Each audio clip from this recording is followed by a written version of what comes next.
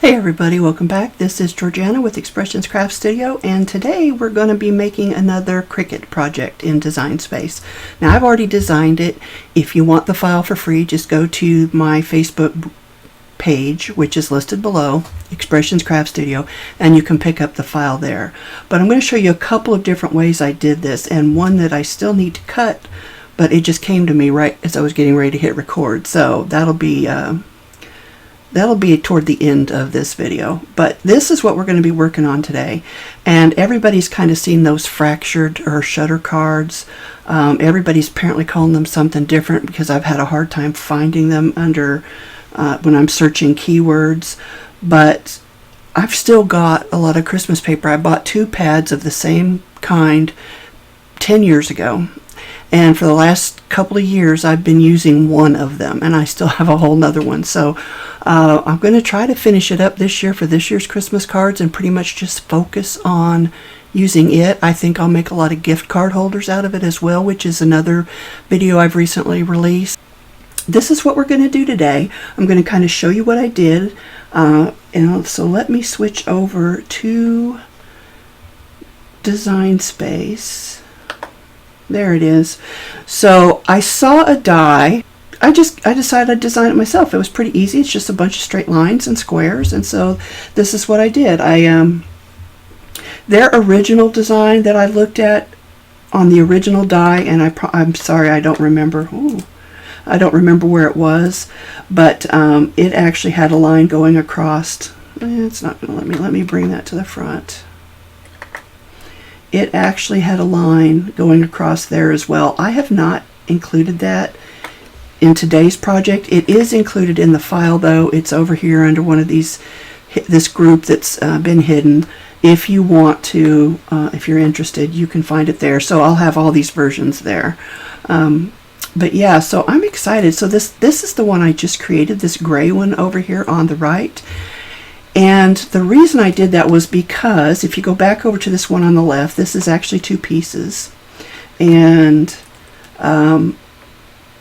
this is for the, the outline, if you will. And then you get all these little cuts here in the center. Well, I think you can see where this is going. Depending on what color you cut it out of, you might not have a use for these small triangles and odd shapes here. So that's just wasteful, depending on the paper you're using. So that's where this guy came in to be inspired by. Okay, I'm tripping over my words. I'm so excited. I apologize. So what this one does is it will cut out the outside square. It won't cut out the shapes. What it will do is I've set it to deboss, but you could also use score, and it will basically just outline where you're going to cut your pieces or where your cut pieces are going to go. And then this is all your individual cuts over here, and you can cut them out of scraps. They're small enough that you can really just use up all of your scraps. So, and that just actually happened to work out because I had created this middle one to go with this one, so you could cut this out of a solid color or, metallic or whatever, and then you could put your separate colors or scraps in the center. But it actually works for this one here too. So that's exciting, and I'm excited to try that one here in a little bit. But like I said, that'll be at the end of the video. So this is going to be a long one. Bear with me. I will try to include timestamps, although I don't always remember that by the time I get done editing. I tend to forget a lot of stuff because I do edit out a lot of my rambles, believe it or not. So we're going to go back to our desktop here, and I'm going to show you what I did. Now, this one I've just got laying on this white card. I haven't attached it yet. It is still 2 separate pieces. And this is just a solid piece that I thought would look good behind there. Scenic papers would look beautiful in the background. And the thing of it is I'm still doing Christmas, but these would work for anything. You've got wildflowers, or imagine you could just really put anything behind this. It doesn't have to be Christmas. So this one I need to glue together. I'll show you how I attached it to the back. I think we all know how to attach it to the card front, so I won't show you that, especially since I'd have to cut another one. I messed that one up apparently. But we will do this one. I've already done. I glued the the frame, if you will, over the background piece and then glued that to the card. And I think it's really cute. Now, I wish I'd had a darker blue and a less royal blue. I was kind of hoping for navy, but it's okay. It was really just a practice card, and it'll be all right. I donate most of my cards at Christmas time to Cards for Soldiers is one of them that I've given a lot of cards to, and the other one is, I can't think of it right now. Anyway, it's a group that donates. They take a list. They get a list every year, and there's been over 1,000 names on it. And you can donate as many or as few cards as you want. You do mail them out yourselves to whoever you select off the list. And I will insert the name of it here somewhere in this video. But anyway, they're a really great organization. A lot of people who get forgotten about at the holidays benefit from having their names on this list. And there are children, there are people in senior care facilities, which is what I usually do. I go ahead and send out enough for all of the residents. There are veterans, there are all kinds of people on the list. So you can pick and choose. You can just pick and choose people that live in your state, or however you want to do it. It comes in an Excel spreadsheet. You can sort it however you want and make it easy to find the people you want. Sometimes it's families that are going through a hard time. So there's all different kinds of people on the list, and they really benefit. And I can't believe the Angel Card Project. That's it, the Angel Card Project. I can't believe I had such a hard time thinking of that. Anyway, they've been a pet passion of mine for a few years. So they will get most of my Christmas cards. And they do cards throughout the year. They'll get card requests from various people, and you can always send them cards. Same for Cards for Soldiers. They don't just do Christmas. They do cards for every card giving occasion. And basically, if you're not familiar with their program, makers make cards. They send them to one central location where there's a very nice woman who works very hard to get these out to all the bases. And they're just there for the soldiers to pick up and send greetings home, because when you're overseas, you just don't have access to a lot of the same stuff you do when you're here in the U.S. And so it's a nice way for them to be able to just pick up a card. I'm pretty sure they're free. I don't think they pay for them at all. And they just pick it up and can send one home for maybe their child's birthday that they're missing. And, that's hard enough as it is. Or a parent, or an anniversary, whatever it is. They take all kinds of cards, and they're a really great project. A lot of the people that do those are strictly Stampin' Up! People, but I'm not. And I just use whatever I have, which is from anybody and everybody. So it's also a very good cause, and they get some beautiful cards donated to them, let me tell you. So anyway, enough of that. Let's move on. So this is just one. I'm going to put an insert in here so people can write their messages and stuff. And I will put a sentiment on the front. I haven't gone through those yet to pick one out, but I will put a Merry Christmas, Happy Holidays, something on the front. So that's the version that I first showed you, that comes in 2 pieces. And you just glue them together and then glue them to your card. This is actually what I'm showing you next is actually the original version. So you get all these little pieces, and what I found easier is to just glue this down, and then we'll glue in our pieces. I don't like that side of the card. I'm going to flip it over. There's a little wrinkle in there. Let's hide that. All right, so what we're going to do is we're going to glue this down, and then we'll insert our cut shapes. So the way I did this, and there may be a better way, the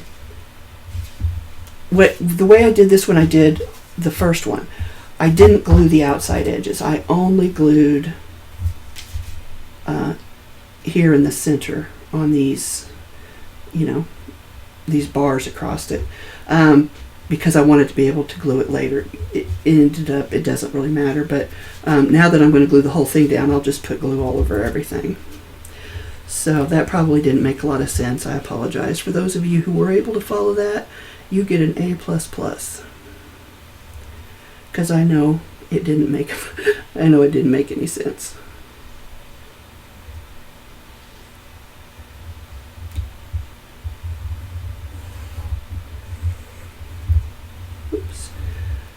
So if you've been following along, you know I've been doing a lot of quilling projects lately, and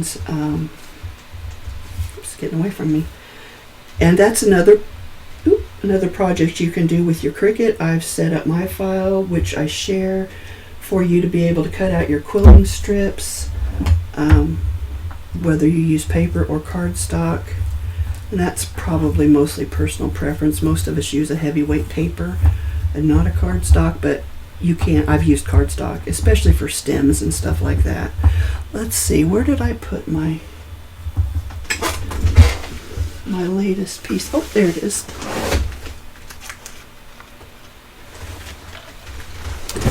So this is the one I did over this past weekend. Printed a background out from Creative Fabrica. It's just a multicolored, swirly, pretty background. And then I put my flowers, my quilled flowers on it. This piece here was cut with the Cricut. I cut the wavy blade. I don't know what I was thinking. Well, I kind of do know what I was thinking, but I did it wrong. I should have had one side straight. But in the end, look what I got to do with it. I got to make this beautiful stem for these cute little flowers.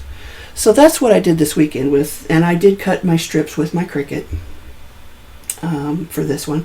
And then I have this little stand, and it just sits up on there, or it did sit. There you go. So I haven't done it, but I thought I would put a nice piece of paper on the background. Got something on that. Nice piece of paper on here with some kind of greeting or something to, you could give this as a gift to somebody if you wanted to, with maybe a nice poem or sentiment on the back, something inspirational even. But I just thought that was really cute, so I thought I'd share that real quick. Another Cricut project. All right, so we've glued our background down. I did want to put some pressure on that, just make sure that glue gets spread out nice. So then you're going to figure out where your pieces go, and trying to remember now well, I know where this one goes. This one goes right there.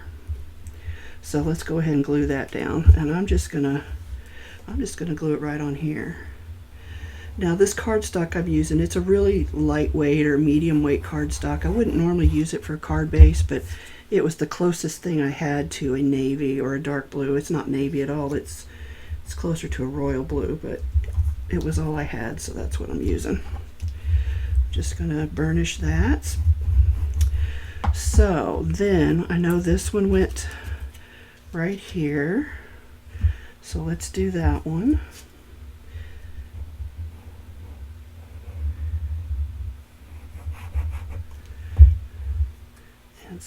I like to start at the one point, and then kind of work from there. I feel like I can line it up easier that way.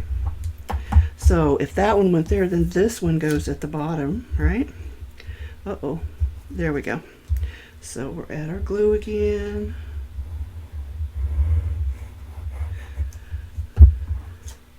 So I will be making some more of these with that paper pack I mentioned, which is from DCWV or whatever it's called. I've moved it so I can't tell. It's the 4 letters. I believe it's from Michael's.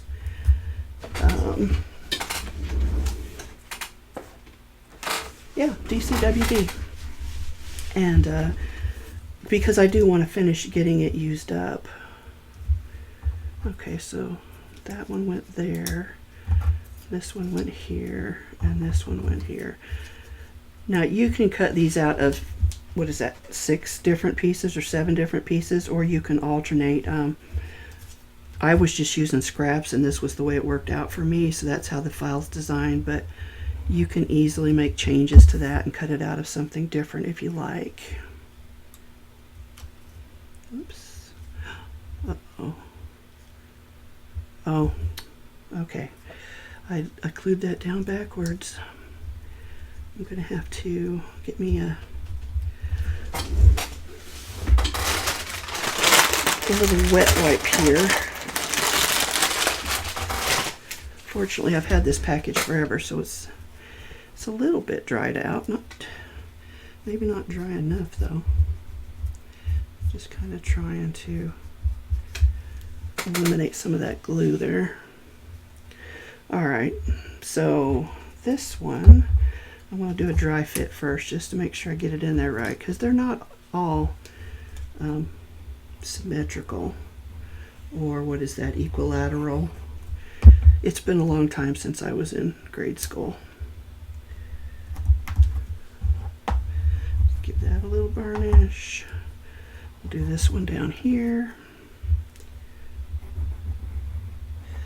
So you, like I said, are welcome to use this file. I will put the link for it in my Facebook page, or on my Facebook page. And I'm also thinking I'll do a video to show you how easy it was to create this, because you could easily make your own. Again, it's, you know, dies are nice if you have them and you have the room to store them. But once you buy the Cricut or design, you know, use Design Space, you've got that file forever, and you just cut it whenever you need it, and you don't have to worry about storing it. There we go. So that one's all glued down.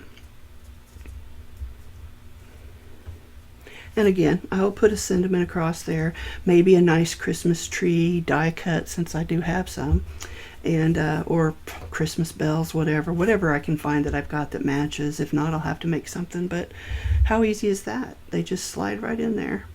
And you could even number them on the back side if you wanted, once you take them off the mat, so you know where they go. I mean, whatever's easier for you. You won't see that. So there's two. Now we've got both of these done. So now we're going to glue this one to the back of this frame. I'm just kind of making sure I've got it there roughly where I want it. I'm going to flip that over, and I'm just going to put the glue right down the center of these grid lines. Is that a good word? Dividers, fragments, take your pick. Okay, so I flipped that up, so we're going to flip it back over. And it doesn't have to be perfectly centered, as long as you cover all of the holes.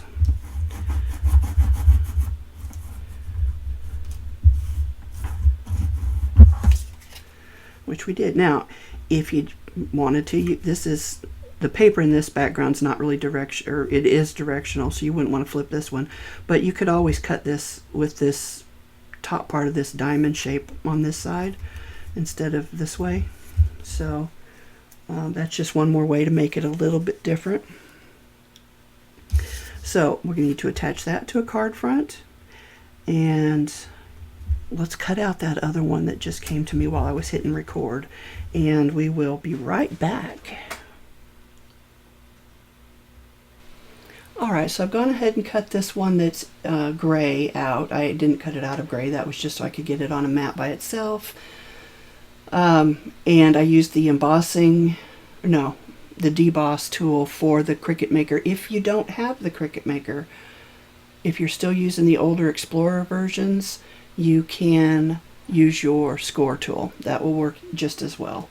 So let's flip over to our work surface. And I don't know, can we see? You can kind of see the lines there where it's scored or debossed. And that's where we'll put our cut pieces. So we're just going to remove this from this well-used mat.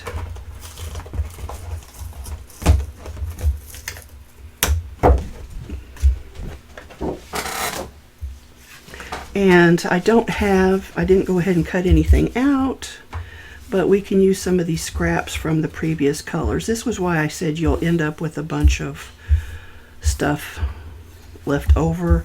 So, you know, cut it the way that's going to be best for you. This one, actually, I think went there. It was a little smallish, but that's okay. Oh, these go at the bottom. So you would just glue these on. Now, I'm not going to glue these on because these are just plain. But this is what you would do. You would take your cut pieces in your different backgrounds or papers, or even your same paper if you want to do it that way.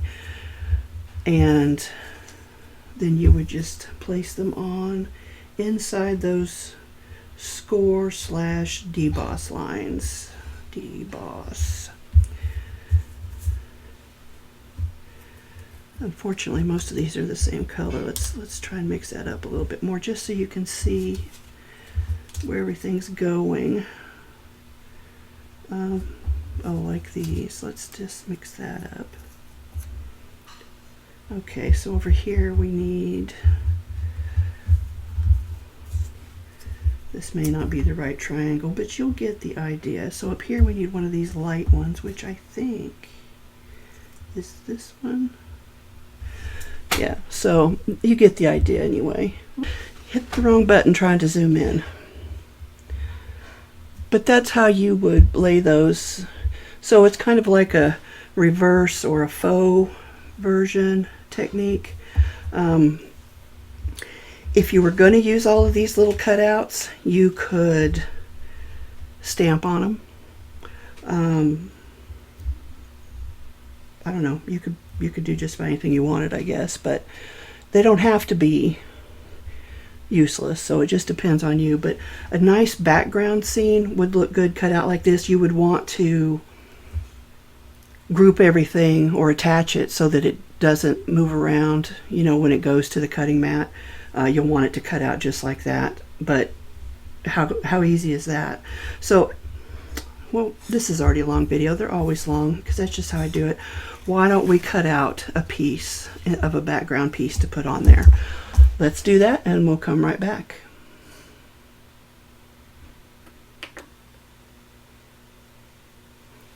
All right, I've gone ahead and cut these pieces out, and I'm going to take them off my mat. I'm going to do this card in landscape instead of portrait, just mixing it up a little bit.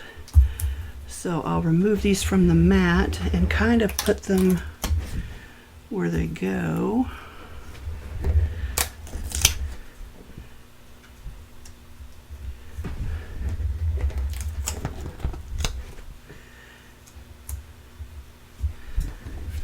Let's see. Got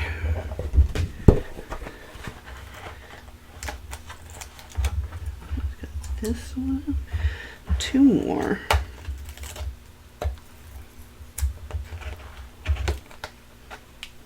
There we go. Okay. So now these are ready to be glued down.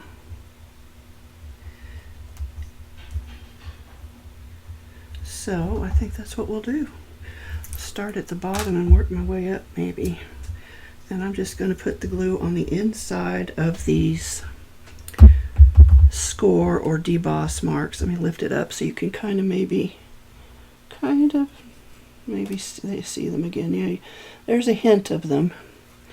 They're obviously they're more visible in person. I'm working on my lighting situation, thinking that might improve things a little bit. Okay. And you just slide that into place. I'll do this one over here.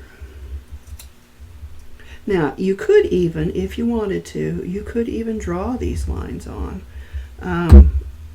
They might be visible, so if you were going to do that, you'd want to use a coordinating ink, or maybe even like a gel pen with some glitter in it. That might look nice. Let's do this big one here.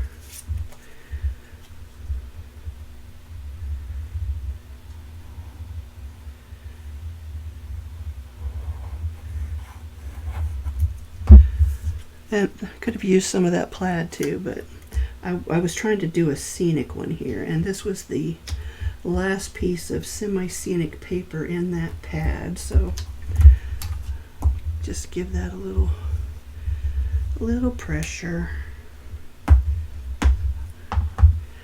And we'll come over here, and I'm not going right out to the edge of that deboss line. I'm just getting close to it. It's probably maybe a 1/16 of an inch away, or an 1/8 of an inch, something like that. There we go. So what I'm trying to avoid is getting my glue smeared everywhere. And you could use tape if you'd rather use tape, or glue dots. I'm afraid the glue dots, you'd have to use a lot of those though. Now what you could do, if you were cutting out a nice thick cardstock, you could use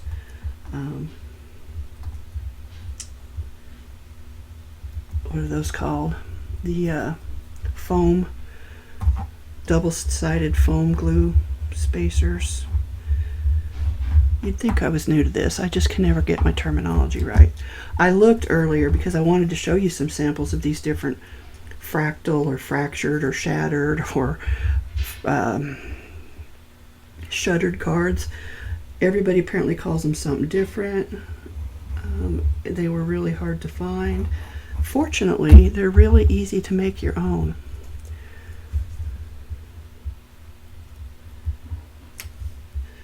So if you have a cutting machine, whether it be a Cricut or something else, a lot of these designs that you would buy in, say, dies, are easy enough to make on your own and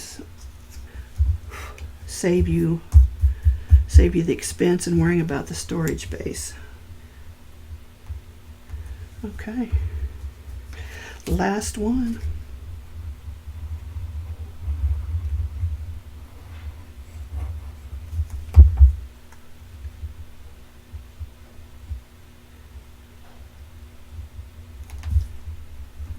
Now, I don't know for certain, but I'm thinking based on past experiences, some colors are not going to show you that score or deboss line very well. So you will want to keep that in mind if this is the method you're going for, that they may be harder to see. I used to have a pair of magnifying glasses. I gave them to my nephew because he was making a lot of jewelry, which is that why I had, yeah, that's why I had them. So I don't have those anymore, but those might come in handy if you have some stuck in your stash somewhere. All right, so that's that card front. So we have these last two now to attach. I think I want to try that turned over. Don't like that corner very well. It'll be all right, George. Don't be so picky. Yeah, we'll glue that down. And we'll glue the other one down. And then we will have made 4 cards today. Now, I've lost count of where we are because I haven't made any Christmas cards at Bunce. Some of you know we were going through some family stuff with my husband's sister earlier this year, and we did end up losing her. We were planning to move to be closer to her to help her out, and she ended up passing away, which was really sad because it was completely unnecessary. And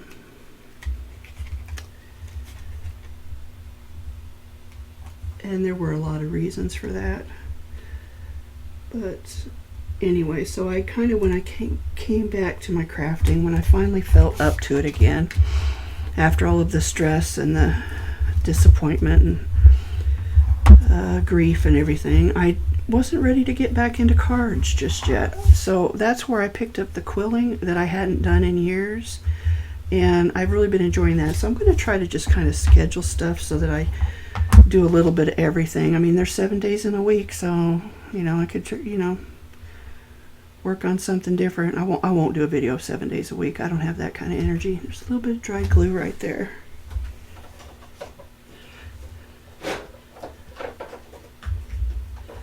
Trying to get my eraser. It's stuck. There we go. If there's any reason we can't go back and forth, I do a lot of the projects or crafts I do use different resources. So if you want to call it mixed media, you can.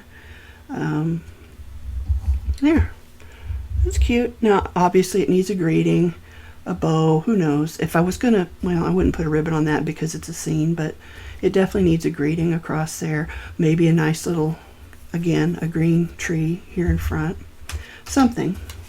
So let's glue this one down. I think that's the way I want that. And anyway, what I was going to say is, so because the market's so bad right now, everybody knows the economy sucks, the housing market, at least where we are, we're in a very remote rural community, very small. So we only got a couple offers on a house. Well, actually, we only had a couple people look. We only got one offer finally from somebody who had looked at it twice. And then they literally offered us half of what we're asking, which is us still not making any money on the house. And they offered us half.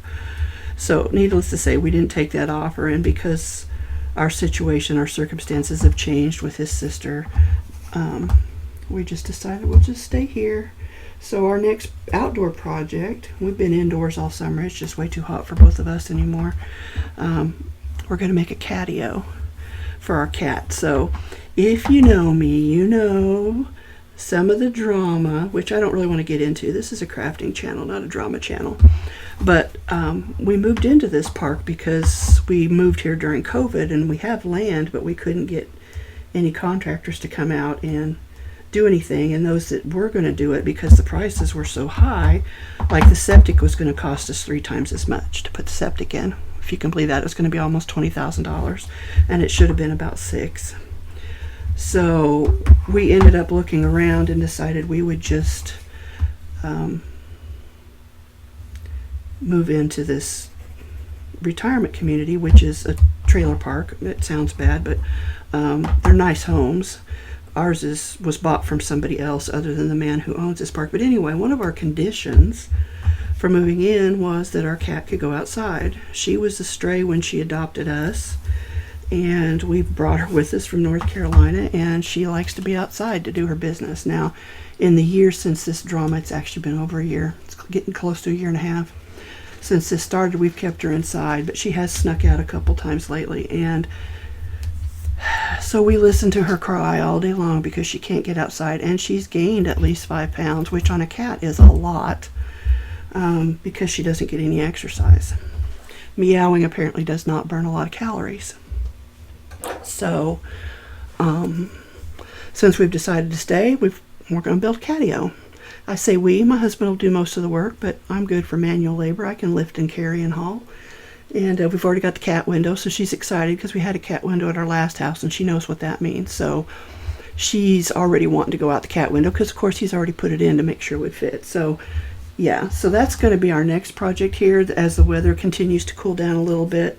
And I know she's excited to be able to get outside. He's got it all designed. He's got the supplies on order that we need, and I'll try to take some pictures and show you our progress on that. Neither one of us like to be on camera, so I don't know what that's going to look like, but you will. You'll get the idea.